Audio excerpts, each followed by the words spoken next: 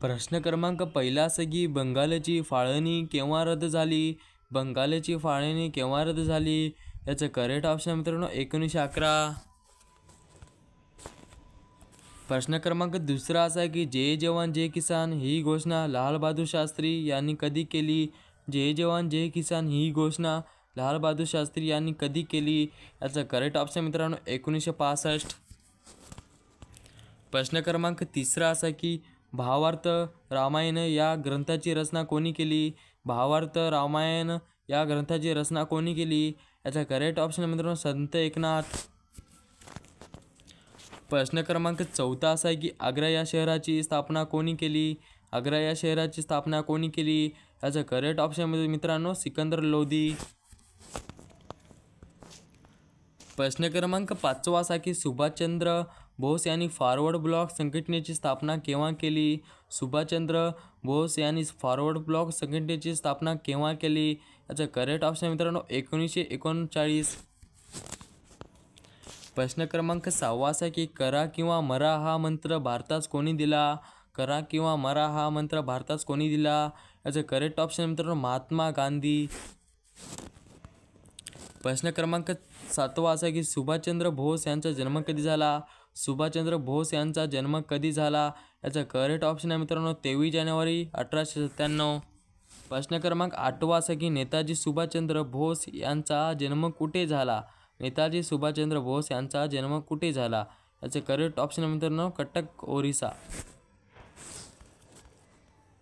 प्रश्न क्रमांक नववा असा की मराठवाड्याची राजधानी म्हणून कोणत्या जिल्ह्यास ओळखले जाते? मराठवाड्याची राजधानी म्हणून कोणत्या जिल्ह्यास ओळखले जाते? याचा करेक्ट ऑप्शन मित्रांनो औरंगाबाद.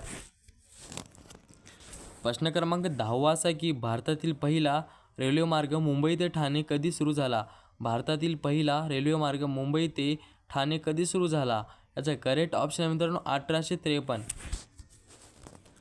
प्रश्न क्रमांक 11वा असा की भारतीय भूनसना दिन कधी साजरा केला जातो? भारतीय भूनसना दिन कधी साजरा केला जातो? याचा करेक्ट ऑप्शन मित्रांनो 15 जानेवारी. प्रश्न क्रमांक 12वा असा की जय हिंद ही घोषणा कोणी दिली? जय हिंद ही घोषणा कोणी दिली? याचं करेक्ट ऑप्शन मित्रांनो सुभाषचंद्र बोस. प्रश्न क्रमांक 13वा असा की सुभाषचंद्र बोस यांना राष्ट्रीय नेता कोणी म्हटले? सुभाषचंद्र बोस यांना राष्ट्रीय नेता कोणी म्हटले? याचा करेक्ट ऑप्शन मित्रांनो रवींद्रनाथ टागोर. प्रश्न क्रमांक 14वा असा की खालीलपैकी कोण अयोध्येत राम मंदिर बांधत आहे? खालीलपैकी कोण अयोध्येत राम मंदिर बांधत आहे? याचं करेक्ट ऑप्शन मित्रांनो चंद्रकांत सोमपुरा. प्रश्न क्रमांक 15वा असा की महाराष्ट्र राज्याचे पहिले राज्यपाल कोण होते? महाराष्ट्र राज्याचे पहिले राज्यपाल कोण होते? याचं करेक्ट ऑप्शन आहे मित्रांनो श्रीप्रकाश. प्रश्न क्रमांक 16वा असा की महाराष्ट्रात सर्वात जास्त पावसाचे दिवस येथे असतात? महाराष्ट्रात सर्वात जास्त पावसाचे दिवस येथे असतात? याचं करेक्ट ऑप्शन मित्रांनो आंबोली. प्रश्न क्रमांक 17वा असा की कोणत्या देशात सर्वाधिक रेल्वे गाड्या आहेत? कोणत्या देशात सर्वाधिक रेल्वे गाड्या आहेत? याचं करेक्ट ऑप्शन आहे मित्रांनो अमेरिका. प्रश्न क्रमांक 18वा असा की ताग या पिकाचे सर्वात जास्त उत्पादन कोणत्या राज्यामध्ये होते? ताग या पिकाचे सर्वात जास्त उत्पादन कोणत्या राज्यामध्ये होते? याचं करेक्ट ऑप्शन आहे मित्रांनो पश्चिम बंगाल. प्रश्न क्रमांक 19वा असा की वारणेचा वाघ या पुस्तकाचे लेखन कोण? वारणेचा वाघ या पुस्तकाचे लेखन कोण? याचं करेक्ट ऑप्शन मित्रांनो अण्णाभाऊ साठे. प्रश्न क्रमांक 20वा असा की डॉक्टर बाबासाहेब आंबेडकर यांच्या नावाने महाराष्ट्रामध्ये कुठे विमानतळ आहे? डॉक्टर बाबासाहेब आंबेडकर यांच्या नावाने महाराष्ट्रामध्ये कुठे विमानतळ आहे? याचं करेक्ट ऑप्शन आहे मित्रांनो नागपूर. 21वा असा की बिंदुसरा हे धरण खालीपैकी कोणत्या जिल्ह्यात आहे? बिंदुसरा हे धरण खालीपैकी कोणत्या जिल्ह्यात आहे? याचं करेक्ट ऑप्शन आहे मित्रांनो बीड. प्रश्न क्रमांक 22वा असा की गुलामगिरी या पुस्तकाचे लेखन खालीपैकी कोण आहेत? गुलामगिरी या पुस्तकाचे लेखन खालीपैकी कोण आहेत? याचं करेक्ट ऑप्शन आहे मित्रांनो महात्मा ज्योतिबा फुले. प्रश्न क्रमांक 23वा असा की इंडियन मिलिटरी अकॅडमी खालीपैकी कोणत्या ठिकाणी आहे? इंडियन मिलिटरी अकॅडमी खालीपैकी कोणत्या ठिकाणी आहे? याचं करेक्ट ऑप्शन मित्रांनो डेहराडून. प्रश्न क्रमांक 24 असा की महाराष्ट्रातील कोणत्या जिल्ह्यात तात्या टोपे यांचा जन्म झाला होता? महाराष्ट्रातील कोणत्या जिल्ह्यात तात्या टोपे यांचा जन्म झाला होता? याचा करेक्ट ऑप्शन आहे मित्रांनो नाशिक. प्रश्न क्रमांक 25 वाचा की राधानगरी हे धरण कोणत्या नदीवर आहे? राधानगरी हे धरण कोणत्या नदीवर आहे? याचं करेक्ट ऑप्शन आहे मित्रांनो भोगावती. प्रश्न क्रमांक 26 वाचा की भागवत धर्माचा कळस कोणाबद्दल म्हटले जाते? भागवत धर्माचा कळस कोणाबद्दल म्हटले जाते? याचं करेक्ट ऑप्शन आहे मित्रांनो संत तुकाराम. प्रश्न क्रमांक 27 वाचा आहे की खालीपैकी आधुनिक भारताचे जनक कोण? खालीपैकी आधुनिक भारताचे जनक कोण? याचा करेक्ट ऑप्शन आहे मित्रांनो राजा राममोहन रॉय. प्रश्न क्रमांक 28 वाचा आहे की पृथ्वीला सर्वाधिक जवळचा ग्रह कोणता? पृथ्वीला सर्वाधिक जवळचा ग्रह कोणता? याचा करेक्ट ऑप्शन मित्रांनो शुक्र.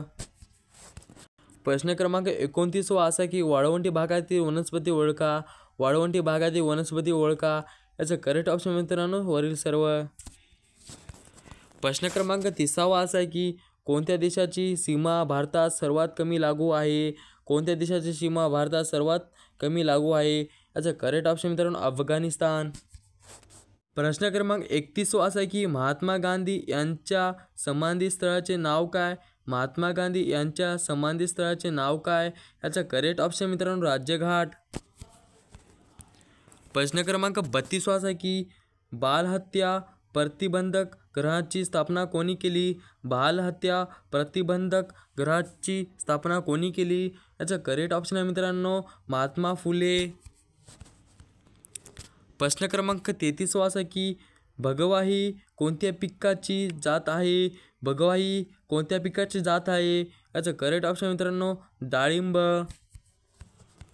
प्रश्न क्रमांक 34 असा आहे की महाराष्ट्राचे CIDचे मुख्यालय खालीपैकी कोणत्या ठिकाणी आहे? महाराष्ट्राचे CIDचे मुख्यालय खालीपैकी कोणत्या ठिकाणी आहे? याचं करेक्ट ऑप्शन मित्रांनो पुणे. प्रश्न क्रमांक 35 असा की भूदान चळवळीची सुरुवात कोणी केली? भूदान चळवळीची सुरुवात कोणी केली? याचं करेक्ट ऑप्शन आहे मित्रांनो विनोबा भावे. प्रश्न क्रमांक 36 असा आहे की काळा घोडा उत्सव कोणत्या शहरात साजरा केला जातो? काळा घोडा उत्सव कोणत्या शहरात साजरा केला जातो? याचा करेक्ट ऑप्शन आहे मित्रांनो मुंबई.